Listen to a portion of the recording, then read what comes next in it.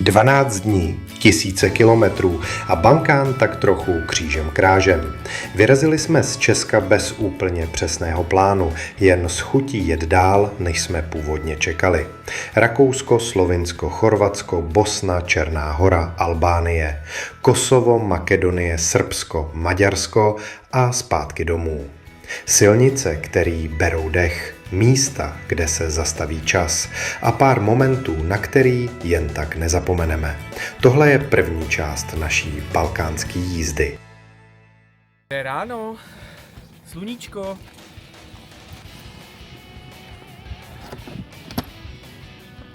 No, tak se snad dneska rozloučíme s Maďarskem a pojedeme někam tam, to znamená na jih.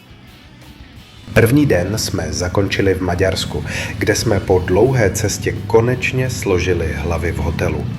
Ráno jsme znovu naskočili na motorky a pokračovali dál přes Rakousko až do Chorvatska.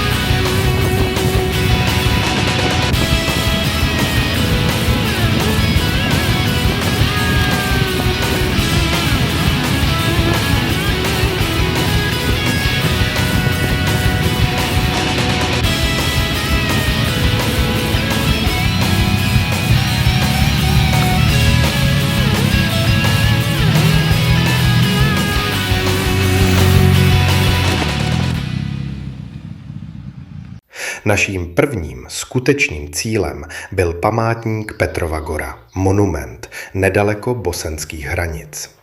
Monument vznikl v 80. letech jako připomínka partyzánského odboje a obětí druhé světové války v tomto regionu bývalé Jugoslávie. Uvnitř se kdysi nacházelo muzeum, výstavní prostory i vyhlídka, odkud byl výhled do širokého okolí. Celý komplex měl sloužit nejen jako památník, ale i jako místo setkávání a připomínky historie. Dnes je ale stavba z velké části opuštěná a chátrá. Kovový plášť je místy rozebraný a interiér zůstává prázdný. Prošli jsme ji zvenku i zevnitř úplně sami a to ticho a prázdno mělo překvapivě silnou atmosféru.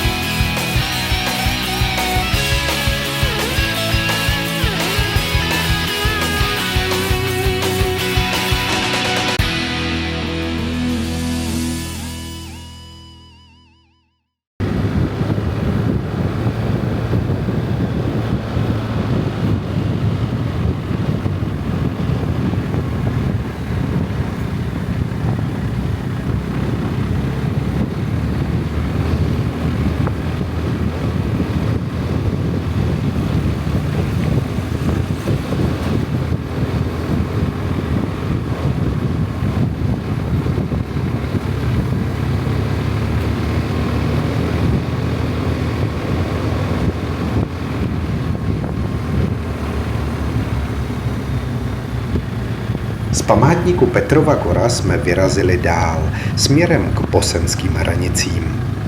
Cestou jsme se zastavili v Sluně, malém chorvatském městečku, které nás úplně neplánovaně zpomalilo. Jeho část Rastoke je známá soustavou vodopádů a kaskád, kde se řeka Slunčica vlévá do Korany. Voda tu protéká mezi starými domy a historickými mlýny a vytváří místo, které působí skoro až pohádkově. Jen kousek odsud se navíc nachází Plitvická jezera, jeden z nejznámějších chorvatských národních parků. Před další cestou jsme se pořádně posilnili, kdo by odolal tradičním čivapčiči. Na chorvatsko-bosenských hranicích jsme se v závěru dne zastavili na letišti Željava. Hned u vstupu stojí stará Dakota, legendární transportní letoun Douglas C-47, který se používal už za druhé světové války. Tenhle konkrétní kus ale k základně původně nepatřil. Byl sem převezený až později po vyřazení z provozu. Podle dostupných informací šlo o letoun, který po válce létal v Jugoslávii. Už jsme tu několikrát byli, ale kdykoliv jedeme okolo, zastavíme se u ní znovu. Vážení cestující, připoutejte se, naše cestovní kancelář vás vynese do nebes. Děkujeme vám za to, že jste absolvovali tento krásný let s naší společností. Těšíme se na příště. Naschle. Ukryté hluboko pod masivem Prieševica leží jedno z největších a nejutajenějších vojenských letišť bývalé Jugoslávie. Letecká základna Željava.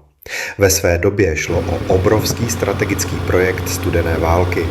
Výstavba začala koncem 50. let a celý komplex byl navržen tak, aby odolal i přímému jadernému útoku. Kilometry podzemních tunelů ukrývaly stíhací letouny, sklady paliva, velitelská centra i kompletní technické zázemí. V podzemí mohly být ukryty desítky letadel připravených ke startu během několika minut. Celý systém fungoval jako samostatné podzemní město. Po desetiletí patřila Željava mezi nejstřeženější vojenské objekty v Evropě. Všechno se změnilo během války v Jugoslávii na začátku 90. let. Při ústupu jugoslávské armády byl celý komplex v roce 1992 záměrně zničen. Exploze uvnitř tunelů měly zabránit tomu, aby základna padla do rukou nepřítele. Síla detonací byla obrovská. Část podzemních prostor byla nenávratně poškozena a letiště se během několika hodin proměnilo v opuštěné místo.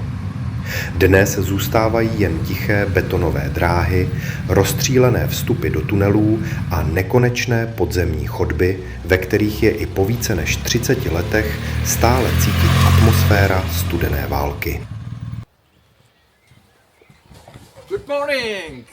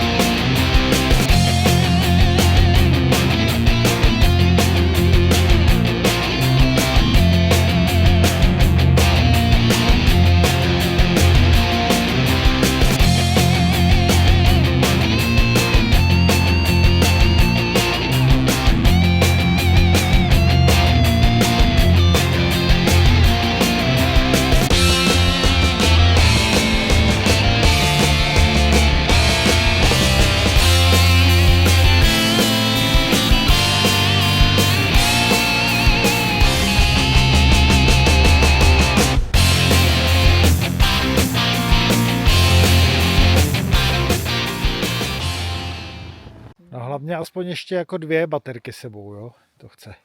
2 jo. No, když ti jedna zhasne, tak je to fakt dlouhý. Tak máš mobil. Dobře. Já 2 nemám. Nedaleko Bosenského Drvaru se nachází jeskyně Ledenica, jedno z míst, které dnes působí téměř zapomenutě, přestože má poměrně zajímavou historii. Jeskyně byla v minulosti upravená a částečně zpřístupněna veřejnosti. V období bývalé Jugoslávie patřila mezi turistické cíle v této oblasti a vedla sem infrastruktura pro návštěvníky. Díky svému specifickému mikroklimatu a rozsáhlým podzemním prostorám byla známá především jako takzvaná ledová jeskyně, kde se i během léta držel výrazný chlad. Uvnitř se nachází velké podzemní domy, krápníkové útvary a několik hlubších částí, které byly dříve osvětlené a částečně zabezpečené pro turistický provoz. Po válce v 90. letech ale celá oblast postupně zůstala bez údržby a turistický ruch prakticky zmizel.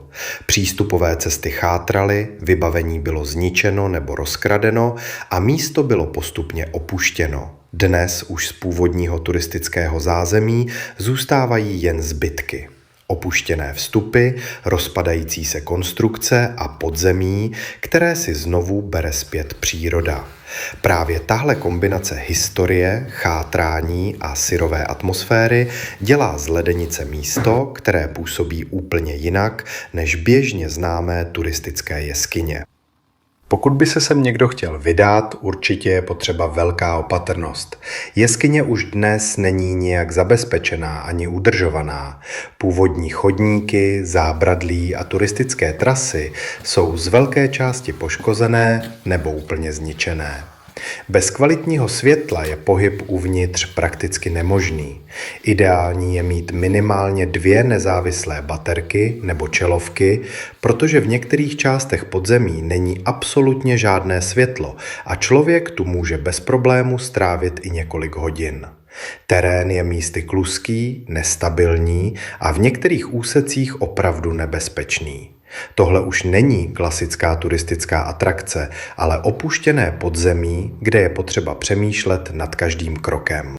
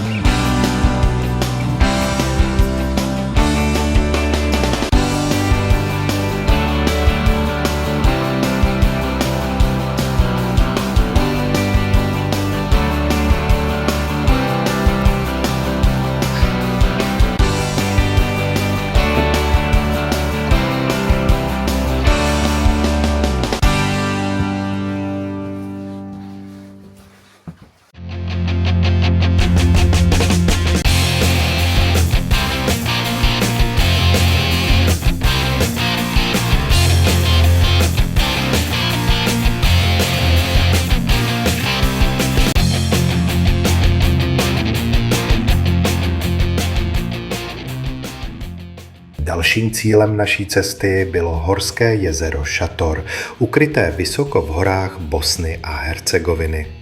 Už samotná cesta nahoru byla zážitek. Dlouhé kamenité úseky, opuštěné horské pláně a několik hodin bez jediné známky civilizace. Protože jsme sem dorazili na přelomu dubna a května, bylo jasné, že ve vyšších polohách ještě zima úplně neskončila. Čím výš jsme stoupali, tím více sněhu se objevovalo na cestě. Poslední úsek k jezeru už byl místy kompletně zasypaný. Chvíli jsme se ještě snažili projet zbytky sněhových polí a dostat se až nahoru, ale podmínky byly čím dál horší. Těžké motorky se bořily, povrch pod sněhem byl nestabilní a každých pár metrů bylo jasnější, že pokračovat dál už nedává smysl. Nakonec jsme zůstali přibližně 300 až 400 metrů pod samotným jezerem. A i když byl cíl doslova na dohled, museli jsme motorky ve sněhu otočit a vrátit se zpátky dolů. A tím pro nás tahle část cesty končí. Do tohohle dílu už se víc nevešlo, ale naše balkánská výprava pokračuje dál. Na další část cesty si budete muset počkat do dalšího dílu.